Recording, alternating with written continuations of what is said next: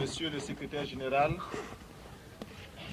honorable représentant de la communauté internationale, je viens en ces lieux vous apporter le salut fraternel d'un pays de 274 000 km² où 7 millions d'enfants, de femmes et d'hommes refusent désormais de mourir d'ignorance, de faim et de soif, tout en n'arrivant pas à vivre véritablement depuis un quart de siècle d'existence comme État souverain siégeant à l'ONU. Je viens à cette 39e session vous parler au nom d'un peuple qui, sur la terre de ses ancêtres, a choisi dorénavant de s'affirmer et de s'assumer dans son histoire, dans ses aspects positifs comme dans ses aspects négatifs, sans complexe aucun. Je viens ici enfin, mandaté par le Conseil national de la Révolution du Burkina Faso, pour exprimer les vues de mon peuple concernant les problèmes inscrits à l'ordre du jour et qui constituent la trame tragique des événements qui fissurent douloureusement les fondements du monde en cette fin du XXe siècle. Un monde où l'humanité est transformée en cirque, déchirée par les luttes entre les grands et les semi-grands, battue par les bandes armées, soumise aux violences et aux pillages. Un monde où des nations, se soustrayant à la juridiction internationale, commandent des groupes de hors-la-loi vivant de rapines et organisant d'ignobles trafics de fusils à la main. Monsieur le Président, je n'ai pas ici la prétention d'énoncer des dogmes. Je ne suis ni un messie, ni un prophète. Je ne détiens aucune vérité. Ma seule ambition est une double aspiration. Premièrement, pouvoir en un langage simple, celui de l'évidence et de la clarté, parler au nom de mon peuple, le peuple du Burkina Faso. Deuxièmement, parvenir à exprimer aussi, à ma manière, la parole du grand peuple des déshérités, ceux qui appartiennent à ce monde qu'on a malicieusement baptisé tiers-monde. Et dire, même si je n'arrive pas à le faire comprendre, les raisons que nous avons de nous révolter. Tout cela dénotant l'intérêt que nous portons à l'ONU. Les exigences de nos droits y prenant la vigueur et la rigueur de la claire conscience de nos devoirs. Nul ne s'étonnera de nous voir associer l'ex-Haute-Volta, aujourd'hui le Burkina Faso, à ce fourre-tout méprisé. Le tiers-monde que les autres mondes ont inventé au moment des indépendances formelles pour mieux assurer notre aliénation intellectuelle, culturelle, économique et politique. Nous voulons nous y insérer, sans pour autant justifier cette gigantesque escroquerie de l'histoire, encore moins pour accepter d'être l'arrière-monde d'un Occident répu. Mais pour affirmer la conscience d'appartenir à un ensemble tricontinental et admettre, en tant que non-alignés et avec la densité de nos convictions, qu'une solidarité spéciale unit ces trois continents d'Asie, d'Amérique latine et d'Afrique dans un même combat contre les mêmes trafiquants politiques, les mêmes exploiteurs économiques. Reconnaître donc notre présence au sein du tiers-monde, c'est, pour paraphraser José Marti, affirmer que nous sentons sur notre joug tout coup donné à n'importe quel homme de ce monde. Fin de citation. Nous avons jusqu'ici tendu l'autre jour. Les gifles ont été redoublés. Mais le cœur du méchant ne s'est pas attendri. Ils ont piétiné la vérité du juste. Du Christ, ils ont trahi la parole. Ils ont transformé sa croix en massue. Et après qu'il se soit revêtu de sa tunique, ils ont lacéré nos corps et nos âmes. Ils ont obscurci son message. Ils l'ont occidentalisé. Cependant que nous le recevions comme libération universelle. Alors, nos yeux se sont ouverts à la lutte des classes. il n'y aura plus de gifles. Il faut proclamer qu'il ne peut y avoir de salut pour nos peuples que si nous tournons radicalement le dos à tous les modèles que tous les charlatans de même acabit ont essayé de nous vendre 20 années durant. Il ne saurait y avoir pour nous de salut en dehors de ce refus-là. Pas de développement en dehors de cette structure. Du reste, tous les nouveaux maîtres à penser, sortant de leur sommeil, réveillés par la montée vertigineuse de milliards d'hommes en haillons, effrayés par la menace que fait peser sur leur digestion cette multitude traquée par la faim, commencent à remodeler leurs discours et, dans une quête anxieuse, recherchent une fois de plus, en nos lieux et places, des concepts miracles, de nouvelles formes de développement pour nos pays. Il suffit, pour s'en convaincre, de lire les nombreux actes des innombrables colloques et séminaires. Loin de moi l'idée de tourner en ridicule les efforts patients de ces intellectuels honnêtes qui, parce qu'ils ont des yeux pour voir, découvrent les terribles conséquences des ravages imposés par les dits spécialistes en développement dans le tiers-monde. La crainte qui m'habite, c'est de voir les résultats de tant d'énergie confisquée par les prospéros de tout genre pour en faire la baguette destinée à nous renvoyer à un monde d'esclavage maquillé au goût de notre temps. Cette crainte se justifie, d'autant plus que la petite bourgeoisie africaine diplômée, sinon celle du tiers-monde, soit par paresse intellectuelle, soit plus simplement parce que, ayant goûté au mode de vie occidental, n'est pas prête à renoncer à ses privilèges. De ce fait, elle l'oublie que toute vraie lutte politique postule un débat théorique rigoureux et elle refuse l'effort de réflexion pour inventer des concepts nouveaux à la hauteur du combat meurtrier qui nous attend. Consommatrice passive et lamentable, elle se regorge de vocables fétichisés par l'Occident, comme elle le fait de son whisky et de son champagne.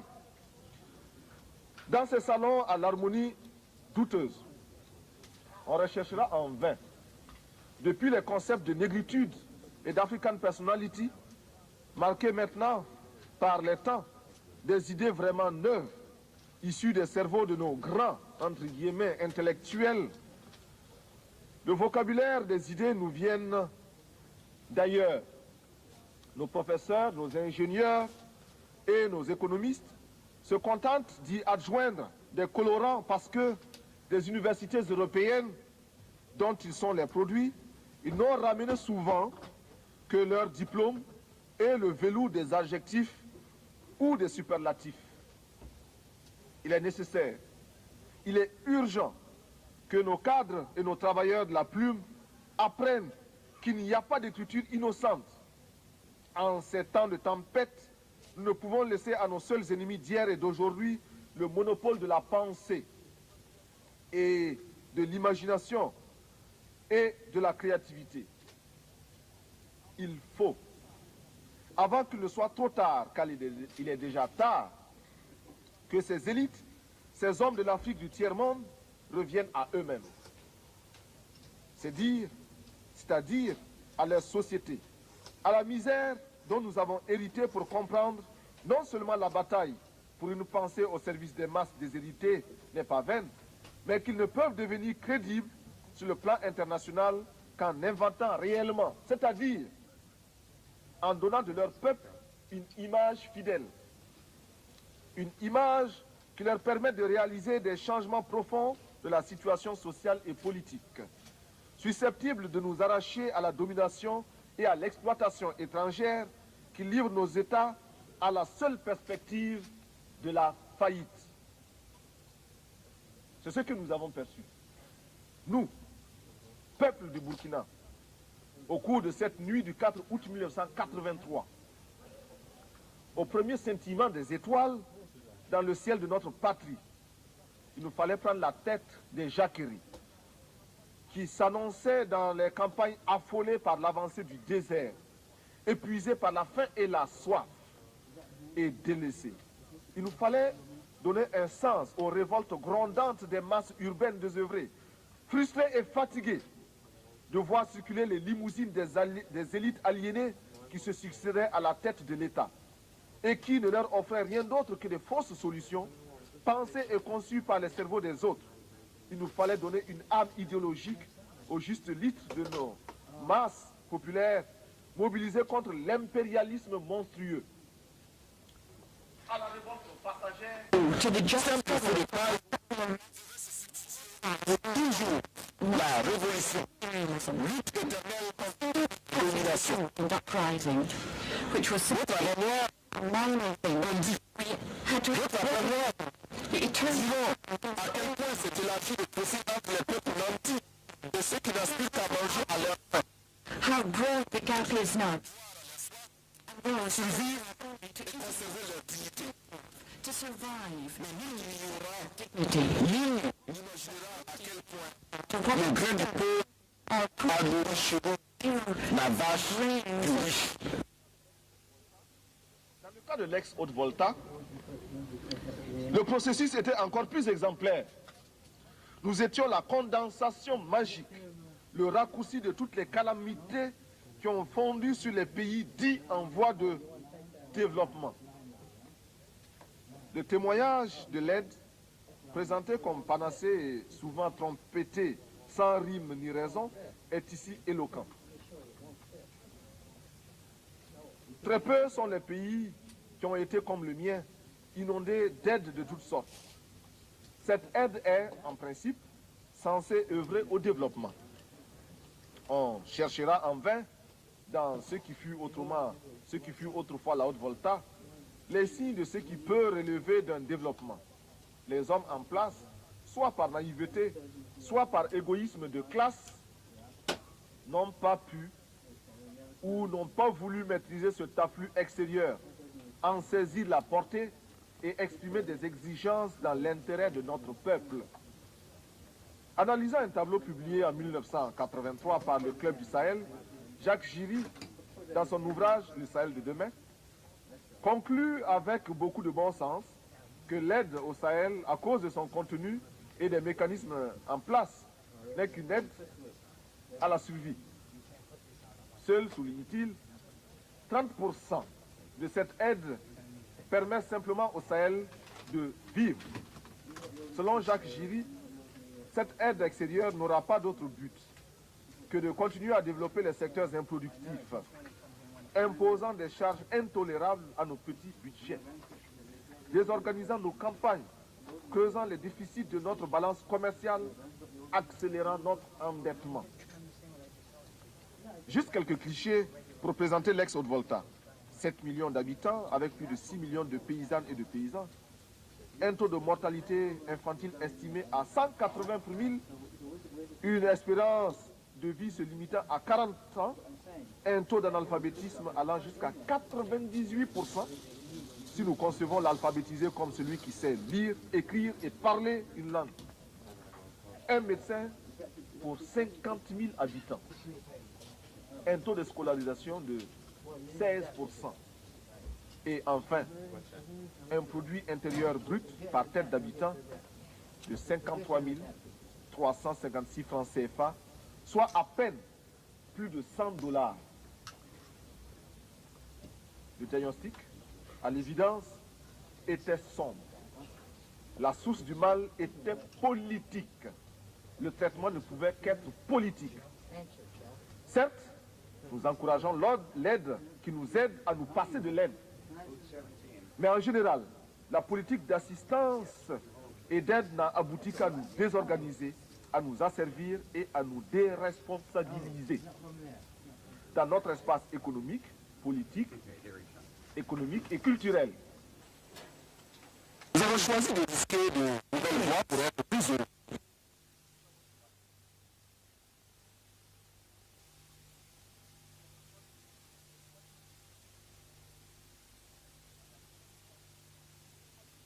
Rejetant de manière abrupte et définitive toute extérieure pour créer ainsi les conditions d'une dignité à la hauteur de nos ambitions.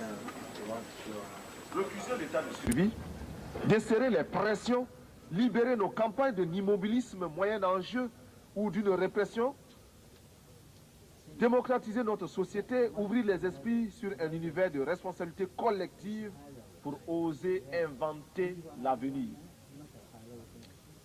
Briser et reconstruire l'administration à travers une autre image du fonctionnaire, plonger notre armée dans le peuple par le travail productif et lui rappeler incessamment que sans formation patriotique, un militaire n'est qu'un criminel en puissance.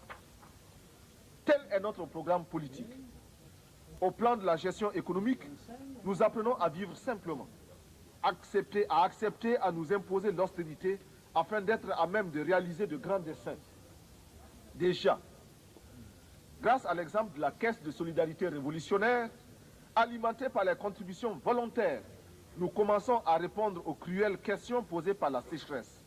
Nous avons soutenu et appliqué les principes d'Alma-Ata en élargissant le champ des soins de santé primaires.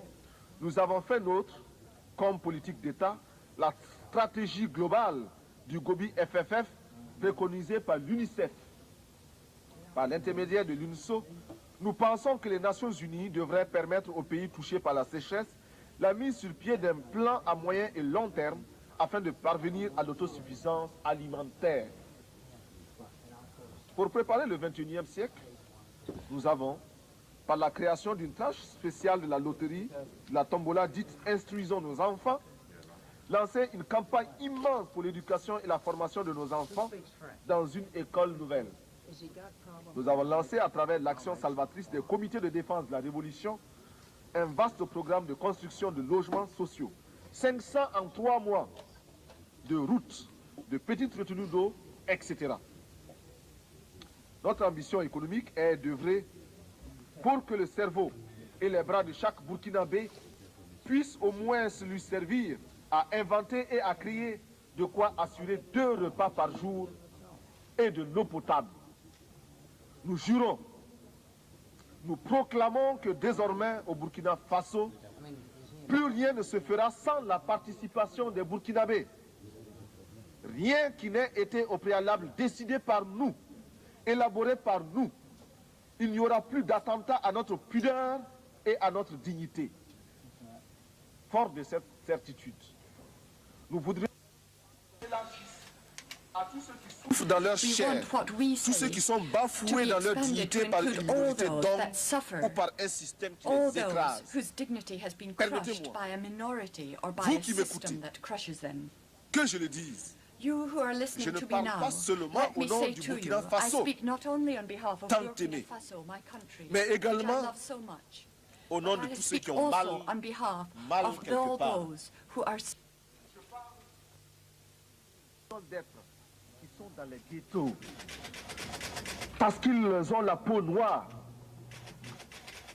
ou qu'ils sont de cultures différentes et qui bénéficient d'un statut à peine supérieur à celui d'un animal.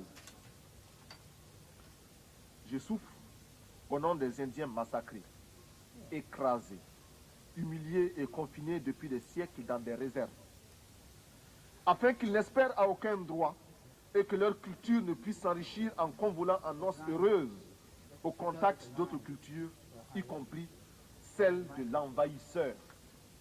Je m'exclame au nom des chômeurs d'un système structurellement injuste et conjoncturellement désaxé, réduit à ne percevoir de la vie que le reflet de celle des plus nantis.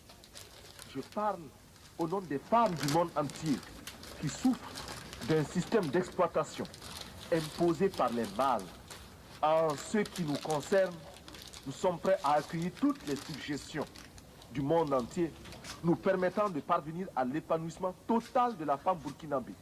En retour, nous donnons en partage à tous les pays l'expérience positive que nous entreprenons avec des femmes désormais présentes à tous les échelons de l'appareil d'État et de la vie sociale au Burkina Faso. Des femmes qui luttent et proclament avec nous que l'esclave qui n'est pas capable d'assumer sa révolte ne mérite pas que l'on s'apitoie sur son sort.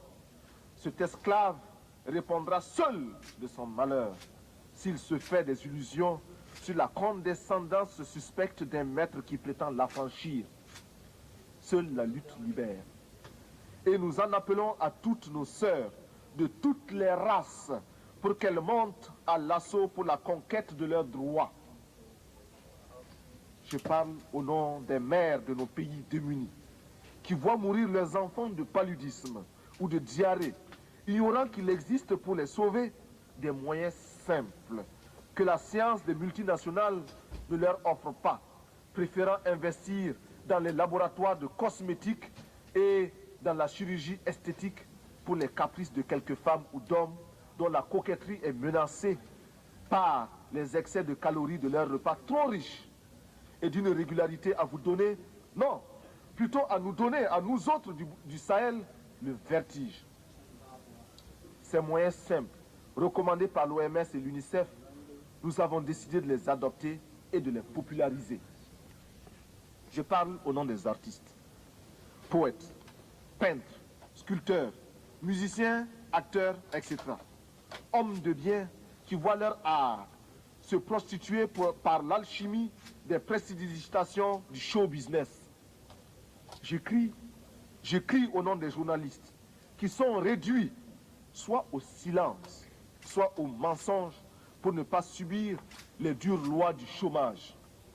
Je proteste au nom des sportifs du monde entier dont les muscles sont exploités par les systèmes politiques ou les négociants de l'esclavage moderne des stades. Mon pays est un concentré de tous les malheurs des peuples, une synthèse douloureuse de toutes les souffrances de l'humanité, mais aussi et surtout des espérances de notre lutte. Mais c'est pourquoi je vibre naturellement au nom des malades qui scrutent avec anxiété les horizons d'une science accaparée par les marchands de canons. Mes pensées vont à tous ceux qui sont touchés par la destruction de la nature et à ces 30 millions qui vont mourir comme chaque année abattus par la redoutable arme de la faim. Militaire, je ne peux pas oublier ce soldat obéissant aux ordres, le doigt sur la détente, et qui sait que la balle qui va partir ne porte que le message de la mort. Enfin, je veux m'indigner en pensant aux Palestiniens qu'une humanité inhumaine a choisi de substituer à un autre peuple. Hier encore martyrisé à loisir, je pense à ce vaillant peuple palestinien, c'est-à-dire à ces familles atomisées, errant de par le monde à la quête d'un asile. Courageux, déterminés, stoïques et infatigables, les Palestiniens rappellent à chaque conscience humaine la nécessité et l'obligation morale de respecter les droits d'un peuple. Avec leurs frères juifs, ils sont antisionistes. Aux côtés de mes frères soldats de l'Iran et de l'Irak, qui meurent dans une guerre fratricide et suicidaire, je veux également me sentir proche des camarades du Nicaragua, dont les ports sont minés, les villes bombardées et qui, malgré tout, affrontent avec courage et lucidité leur destin. Je souffre avec tous ceux qui, en Amérique latine, souffrent de la même mise impérialiste. Je veux être aux côtés des peuples afghans et irlandais, aux côtés des peuples de Grenade et du Timor oriental, chacun à la recherche d'un bonheur dicté par sa dignité et les lois de sa culture. Je m'élève ici, au nom de tous ceux qui cherchent vainement dans quel forum de ce monde ils pourront faire entendre leur voix et la faire prendre en considération réellement. Sur cette tribune, beaucoup m'ont précédé. D'autres viendront après moi. Mais seuls quelques-uns feront la décision. Pourtant, nous sommes officiellement présentés comme égaux. Eh bien, je me fais le porte-voix de tous ceux qui cherchent vainement dans quel forum de ce monde ils peuvent se faire entendre. Oui, je vais donc parler au nom de tous les laissés pour compte, parce que je suis homme, et rien de ce qui est humain ne m'est étranger. Notre révolution au Burkina Faso est ouverte au malheur de tous les peuples. Elle s'inspire aussi de toutes les expériences des hommes depuis le premier souffle de l'humanité. Nous voulons être les héritiers de toutes les révolutions du monde, de toutes les luttes de libération des peuples du tiers-monde. Nous sommes à l'écoute des grands bouleversements qui ont transformé le monde. Nous tirons des leçons de la révolution américaine, les leçons de sa victoire contre la domination coloniale et les conséquences de cette victoire.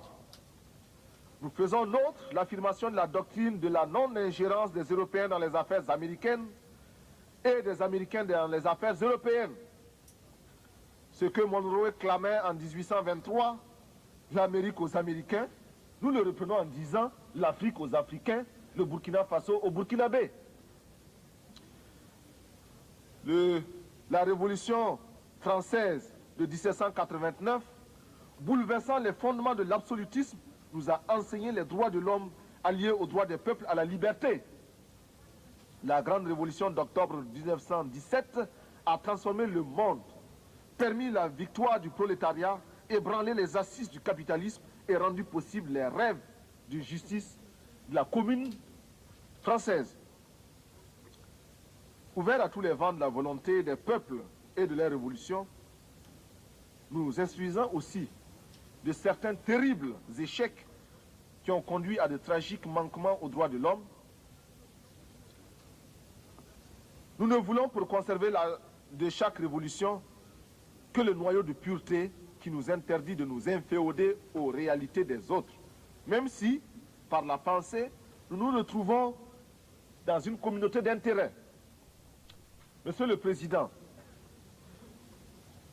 il n'y a plus de duperie possible. Le nouvel ordre économique mondial pour lequel nous luttons et continuerons de lutter ne peut se réaliser que si nous parvenons à ruiner l'ancien ordre qui nous ignore, si nous imposons la place qui nous revient dans l'organisation politique du monde, si, prenant conscience de notre importance dans le monde, nous aboutissons au droit de regard et de décision sur les mécanismes qui régissent le corps.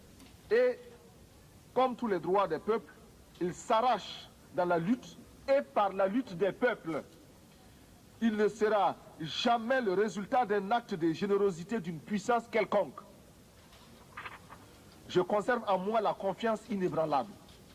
Confiance partagée avec l'immense communauté des pays non alignés que sous le coup de boutoir de la détresse hurlante de nos peuples, notre groupe va maintenir sa cohésion, renforcer notre pouvoir de négociation collective, se trouver des alliés parmi toutes les nations, commencer de concert avec ceux qui peuvent encore nous entendre, l'organisation d'un système de relations économiques internationales véritablement nouveau. Monsieur le Président, si j'ai accepté de me présenter devant cette illustre assemblée pour prendre la parole, c'est parce que, malgré les critiques qui lui sont adressées par certains grands contributeurs, les Nations Unies demeurent la tribune idéale pour nos revendications, le lieu obligé de la légitimité des pays sans voix. C'est cela qu'exprime avec beaucoup de justesse notre secrétaire général lorsqu'il écrit, je cite, « L'Organisation des Nations Unies est unique, en ce qu'elle reflète les aspirations et les frustrations de nombreux pays et groupements du monde entier. Un des grands mérites est que toutes les nations, y compris celles qui sont faibles, opprimées ou victimes de l'injustice, il s'agit de nous, peuvent, même lorsqu'elles sont confrontées aux dures réalités du pouvoir, y trouver une tribune et s'y faire entendre. Une cause juste, même si elle ne rencontre que revers ou indifférence, peut trouver un écho à l'Organisation des Nations Unies.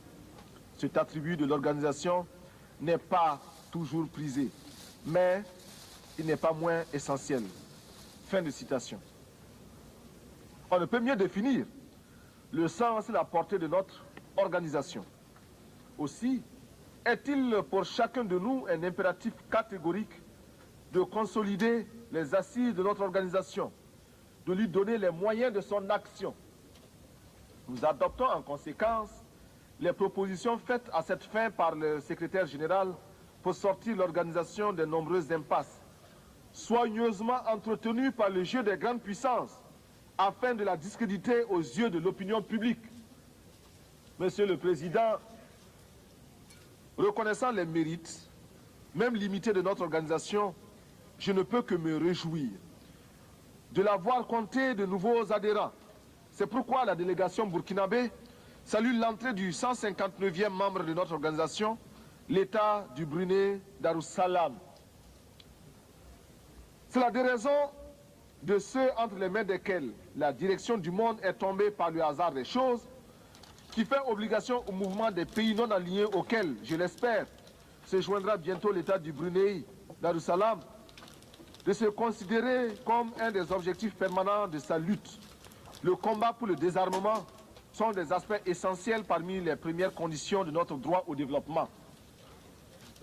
Il faut, à notre avis, des études sérieuses, prenant en compte tous les éléments qui ont conduit aux calamités qui ont fondu sur le monde. À ce titre, le président Fidel Castro, en 1979, a admirablement exprimé notre point de vue à l'ouverture du 6e sommet des non-alignés, lorsqu'il déclarait, je cite, « Avec 300 milliards de dollars, on pourrait construire en un an 600 000 écoles pouvant recevoir 400 millions d'enfants, ou 60 millions de logements confortables pour 300 millions de personnes, ou 30 000 hôpitaux équipés de 18 millions de lits, ou 20 000 usines pouvant employer plus de 20 millions de travailleurs, ou irriguer 150 millions d'hectares de terres qui, avec les moyens techniques adéquats, pourraient alimenter 1 milliard de personnes. » Fin de citation. En multipliant aujourd'hui ces chiffres par 10, et je suis certain que je serai là, en deçà de la réalité, on réalise ce que l'humanité gaspille tous les ans dans le domaine militaire, c'est-à-dire contre la paix. On perçoit aisément pourquoi l'indignation des peuples se transforme rapidement en révolte et en révolution, devant les miettes qu'on leur jette sous la forme ignominieuse d'une certaine aide assortie de conditions parfois franchement abjectes. On comprend enfin pourquoi, dans le combat pour le développement, nous nous désignons comme des militants inlassables de la paix.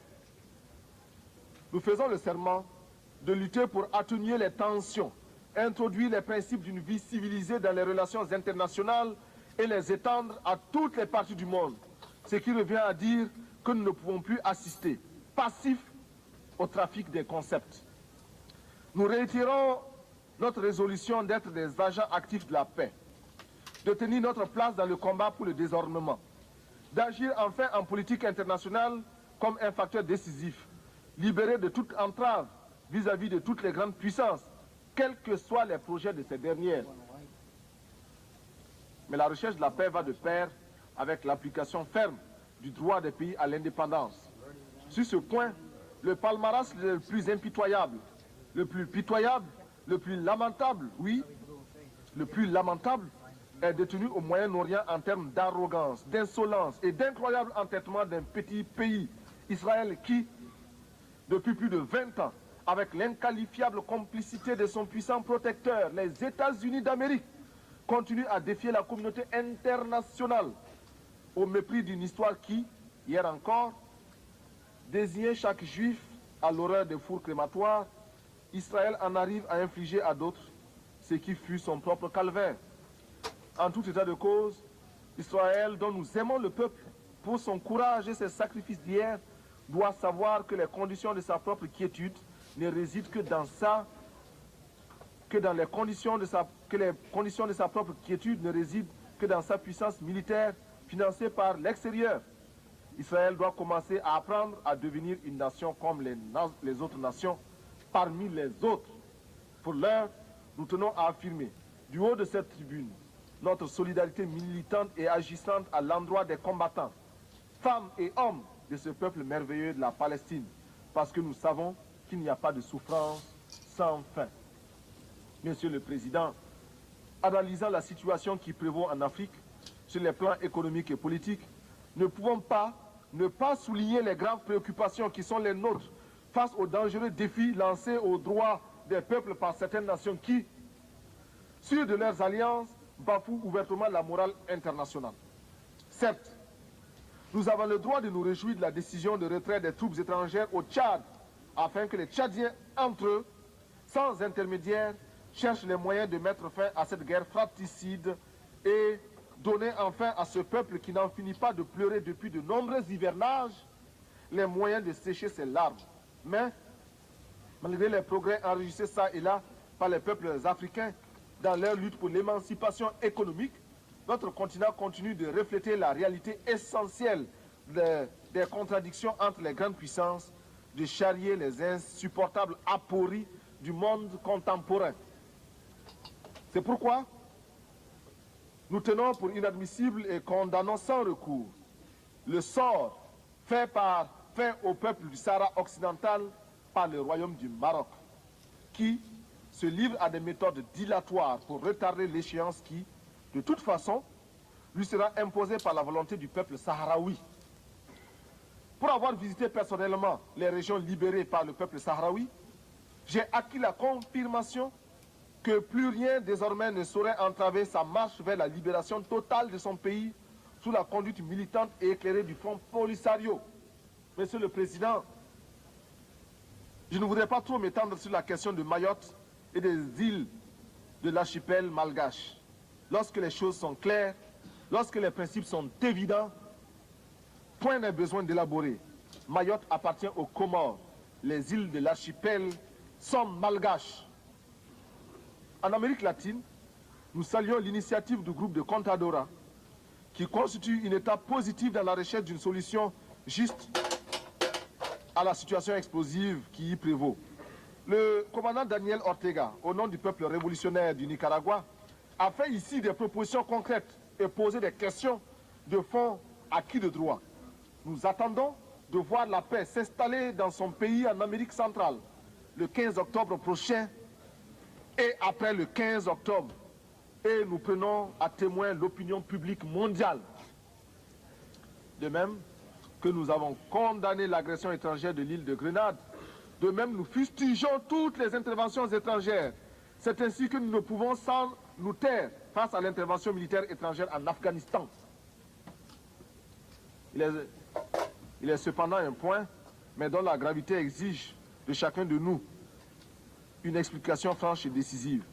Cette question, mettre impunément ses voisins aux lois du banditisme. Non. Le plus abject, le plus humiliant pour la conscience humaine, c'est qu'elle soit parvenue à banaliser le malheur des millions d'êtres humains qui n'ont pour se défendre que leur poitrine et l'héroïsme de leurs mains nues. Sur la complicité des grandes puissances et de l'engagement actif de certaines d'entre elles à ses côtés, ainsi que de la criminelle collaboration de quelques tristes dirigeants africains, la minorité blanche ne se gêne pas pour ridiculiser les États membres, les États d'âme de tous les peuples qui, partout à travers le monde, trouvent intolérable la sauvagerie des méthodes en usage dans ce pays. Il fut un temps où les brigades internationales se constituaient pour aller défendre l'honneur des nations agressées dans leur dignité. Aujourd'hui, malgré la purulence des plaies que nous portons tous à nos flancs, nous allons voter des résolutions dont les seules vertus, nous dira-t-on, serait de conduire à la résipiscence une nation de corsaires qui détruit le sourire comme la grêle tue les fleurs. Monsieur le Président, nous allons bientôt fêter le 150e anniversaire de l'émancipation des esclaves de l'Empire britannique. Ma délégation souscrit à la proposition des pays d'Antigua et de la Barbade de commémorer avec éclat cet événement qui revêt pour les pays africains et le monde noir une signification d'une très grande importance. Pour nous, tout ce qui pourra être fait, dit ou organisé à travers le monde au cours des cérémonies commémoratives devra mettre l'accent sur le terrible écho payé par l'Afrique et le monde noir au développement de la civilisation humaine. Écho payé sans retour et qui explique sans aucun doute les raisons de la tragédie d'aujourd'hui sur notre continent. C'est notre sang qui a nourri l'essor du capitalisme, rendu possible notre dépendance présente et consolidé notre sous-développement. On ne peut plus escamoter la vérité, trafiquer les chiffres. Pour chaque nègre parvenu dans les plantations, 5 au moins connurent la mort ou la mutilation. et je mets à dessein la désorganisation du continent et les séquelles qui s'en sont suivies.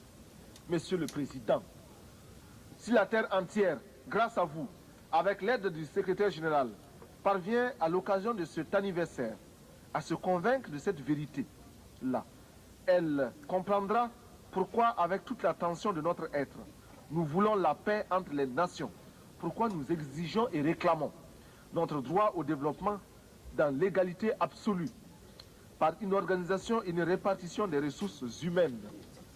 C'est parce que, de toutes les races humaines, nous appartenons à celles qui ont le plus souffert, que nous nous sommes jurés, nous, Burkinabés, de ne plus jamais accepter sur la moindre parcelle de cette terre le moindre déni de justice. C'est le souvenir de cette souffrance qui nous place aux côtés de l'OLP contre les bandes armées d'Israël. C'est le souvenir de cette souffrance qui, d'une part, nous fait soutenir l'ANC et la SWAPO, et d'autre part, nous rend intolérable la présence en Afrique du Sud des hommes qui se disent blancs et qui brûlent le monde à ce titre. C'est enfin ce même souvenir qui nous fait placer en l'Organisation des Nations Unies toute notre foi en un devoir commun, en une tâche commune pour un espoir commun. Nous réclamons que s'intensifie à travers le monde la campagne pour la libération de Nelson Mandela et sa présence effective à la prochaine Assemblée générale de l'ONU comme une victoire de fierté collective.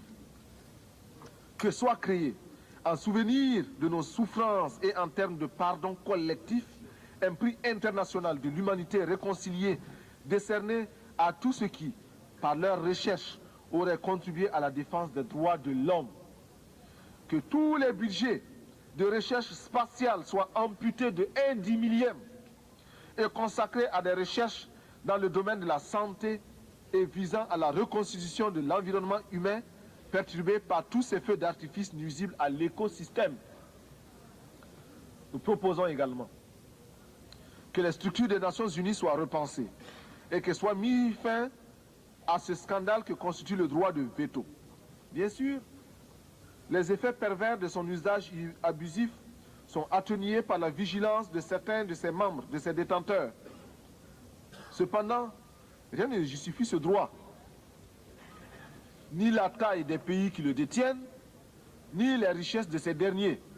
Si l'argument développé pour justifier une telle iniquité est le prix payé au cours de la dernière guerre mondiale, que ces nations qui se sont arrogées ces droits sachent que nous aussi, nous avons chacun un oncle ou un père qui, à l'instar de milliers d'autres innocents arrachés au tiers-monde pour défendre les droits bafoués par les hordes hitlériennes, porte lui aussi dans sa chair les meurtrissures des balles nazies. Que cesse l'arrogance des grands qui ne perdent aucune occasion pour remettre en cause le droit des peuples. L'absence de l'Afrique du club de ceux qui détiennent le droit de veto est une injustice qui doit cesser.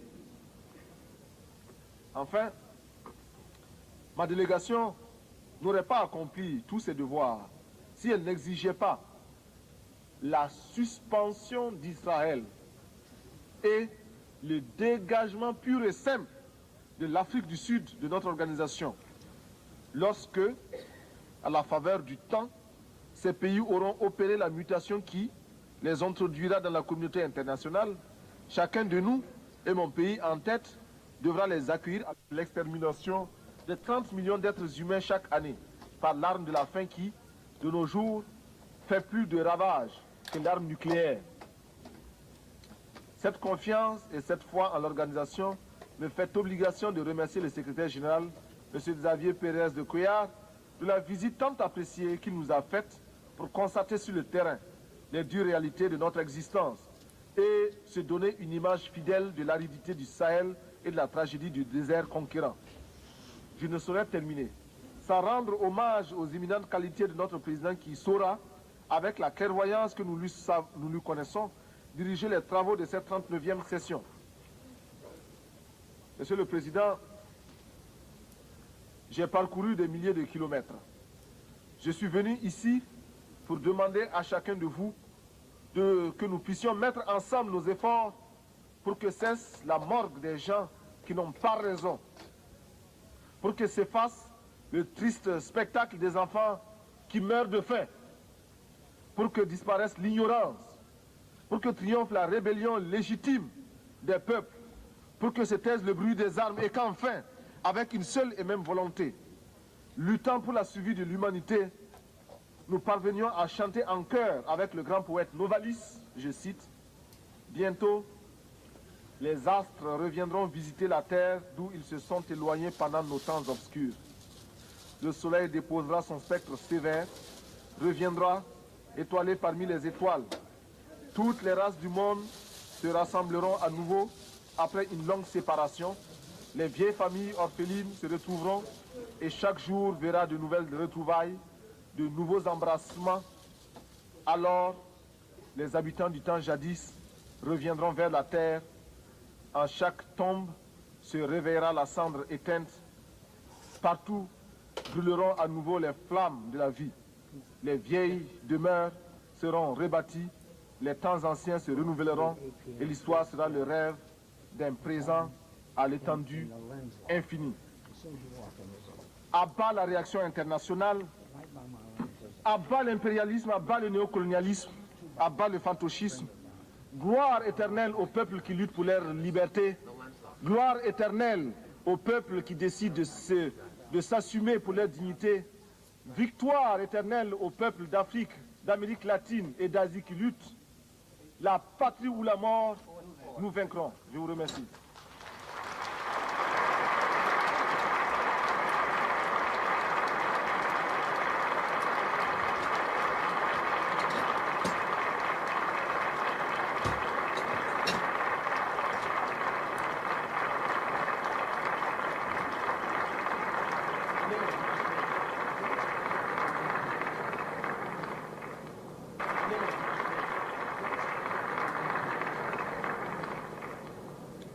On behalf of the General Assembly, I wish to thank the head of state and president of the National Council of the Revolution of Burkina Faso for the important statement he has just made. May I request representatives to remain seated while the Secretary General and I escort His Excellency the head of state.